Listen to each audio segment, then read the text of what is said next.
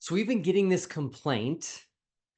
It seems to be only from one side. The complaint is that the final experiment cannot be final because we've created a false dichotomy.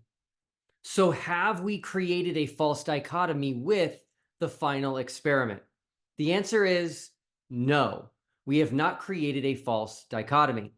Now, before I explain why, I have been made fun of before for possessing a toy globe, but something that pretty much no one knows is that in addition to possessing a toy globe, I also possess this right here. And if you look, this also has Antarctica on the bottom of it.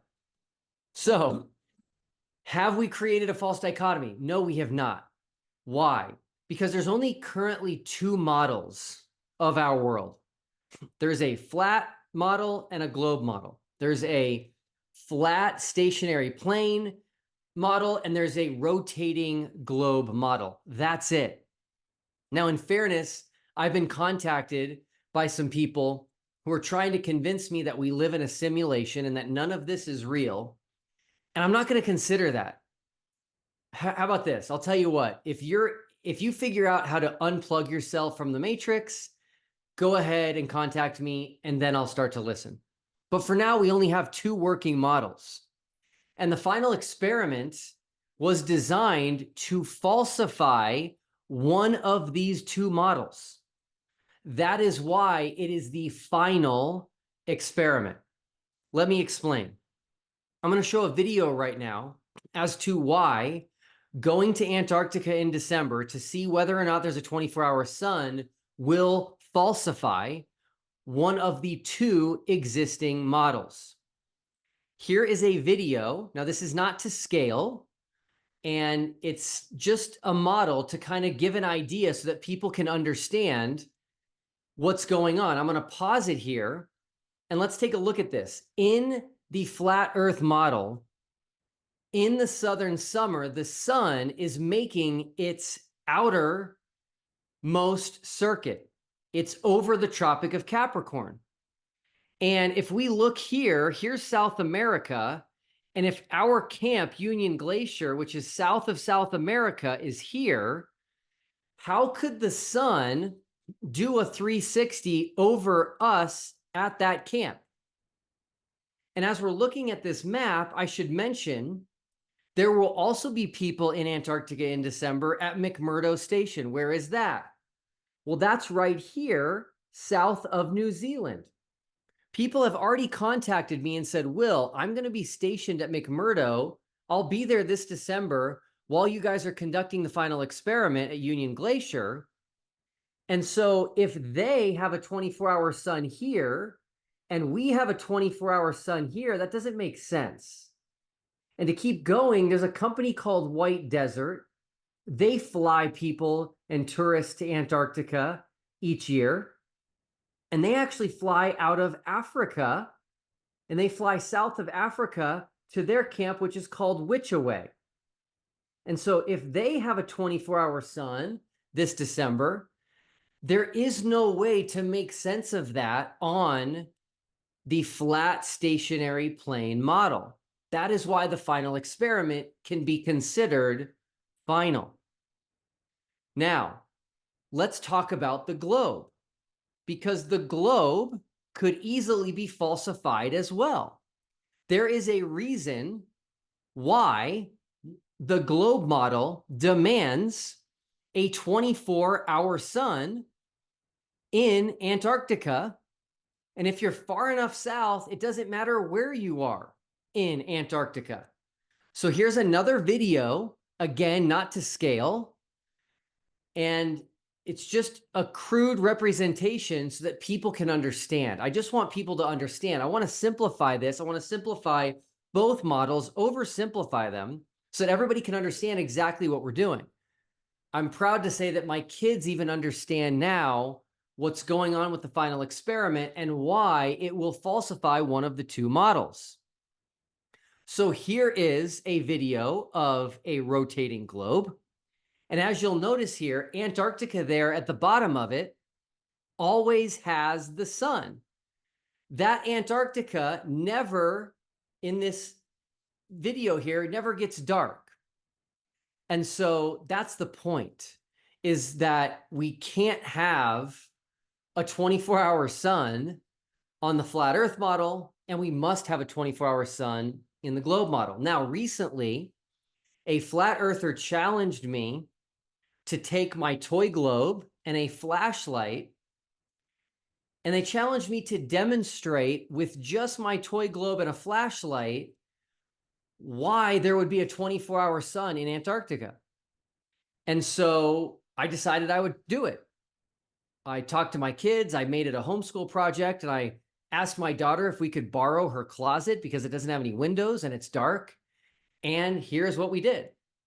And so as you look at this picture, you'll notice this is just a simple globe and a simple flashlight. My daughter's holding it. And you can see, because of the tilt of the globe, that the bottom there, which is Antarctica, which is a little bit hard to see, would never be in the darkness, especially that southern screw that you can see there, which would be the South Pole, holding the globe at that 23.5-degree angle tilt. And so this is why the final experiment is not a false dichotomy. There are only two working models. That's it. And what the sun does in December in Antarctica will falsify one of these two models. Take a look at this picture here. This is a picture of 3 places where I know people will be in Antarctica in December, including anybody going with the final experiment. As you can see on the flat Earth model, they are stretched out almost as far as possible from one another. Consider the distance there and how far away they are, with all of the world's continents being in between. Then look at this picture, and if the globe is right, then all of these people at these different camps, Union Glacier, McMurdo Station, Witchaway Camp, they're all kind of near each other. They're all on the same island that's at the bottom of the globe. And so it makes sense that all of them would see this sun never dipping below the horizon, doing circles above their head. And so this is going to be definitive. This is going to be final. This is not a false dichotomy. I think the cube Earth is a fun gimmick, but the reality is we have 2 competing models, and we are going to falsify one of them this December. And I'm going to give you my commitment right now. If we get to Antarctica and that sun does not go around us, and that sun is all of a sudden no longer visible in the sky, I'm going to document that. I'm going to film it. I'm going to take pictures. I'll even interview anybody there on the globe side. I'll interview Dave McKeegan, and I'll say, Dave, is the sun in the sky right now? And if he's tempted to lie and say yes, I'll ask him to point it out, and he won't be able to. So I'm going to make him tell the truth. And if he tells the truth that there is no sun in the sky, and I pan that camera around 360 degrees and there is no sun in the sky, that is definitive evidence against the globe.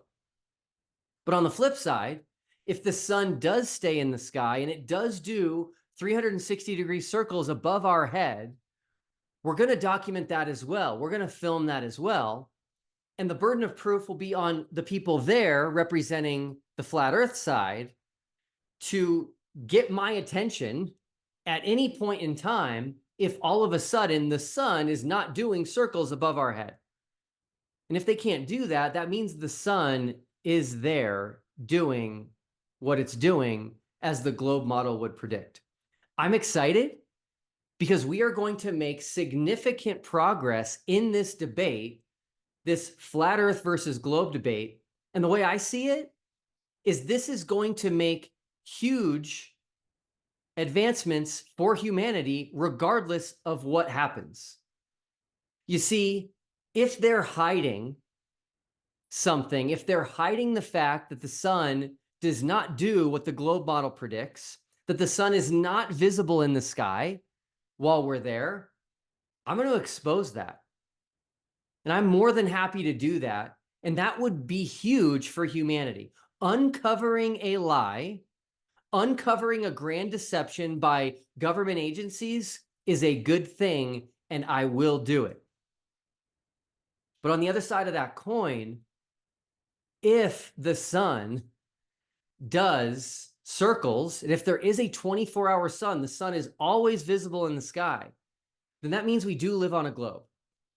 And that will help humanity because we can stop wasting all of this time, all of this energy, and all of these resources debating something that simply doesn't need to be debated anymore, the shape of the earth. We can then put our energies and efforts into bettering the world. I think that sounds like a great plan. I can't wait to help do my part this December. Thanks so much.